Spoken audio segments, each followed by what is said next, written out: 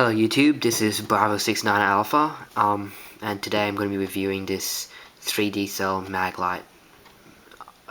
I bought it for around 40 bucks on eBay, and the reason I bought it is because Maglite is a pretty famous brand, and I'm a bit of a flashaholic myself, so I just thought this is a must-have, even though it's a bit expensive. Okay, let's get straight into it. In terms of quality, this flashlight is very good, and you know, we'll kind of expect it because Maglite's such a famous brand and it's had a pretty good reputation over the last few years.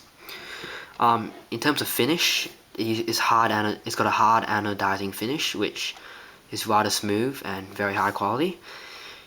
What more can I say about it? This is very high quality. It's very solid. It doesn't rattle on the inside, and it's pretty solid. In terms of the grippy part here, the grippy part is fairly grippy, but it doesn't really apply to me since I tend to hold my flashlights up like that, so I can turn on and off the button quickly. The part that really impressed me in terms of quality was the tail cap. Most flashlights I've had, the spring in the tail cap has been quite thin and has tended to lose its springiness over time. Well, this Maglite, I can assure you, will not lose its springiness. The spring in this is 3mm thick and it's very springy. It's very high quality spring. It's not the cheap sort of stuff you find in China. Yeah, so that was particularly impressive in terms of quality. A bit too springy, in fact. There we go. Okay.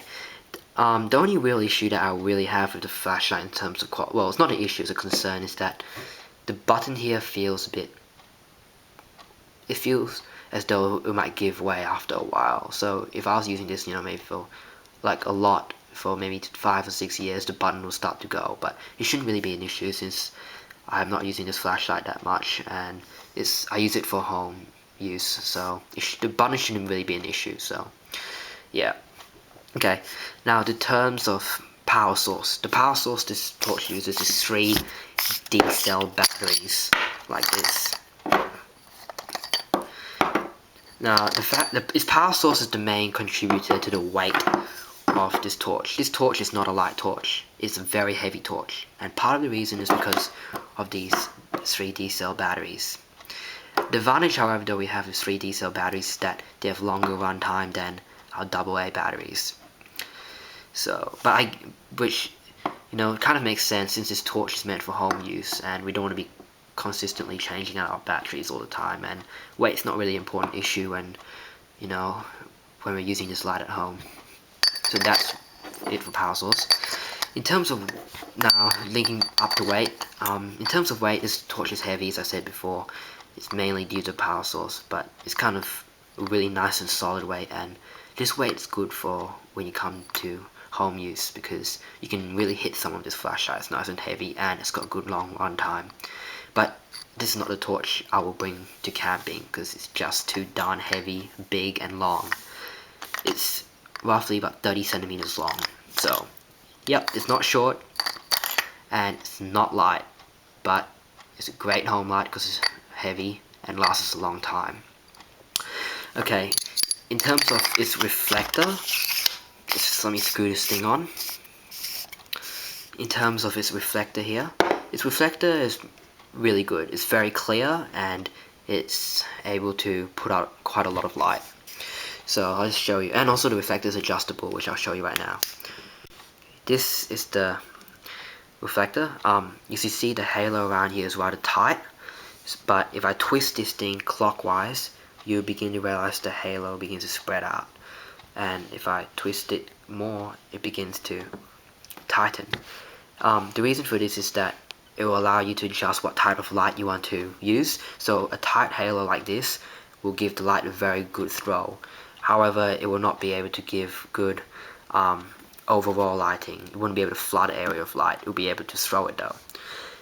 If I twist it like that, it won't be able to throw as far, but it will flood an area better with light, a shorter area. So yeah, it's very customizable, I guess, and it's very flexible. I like the option.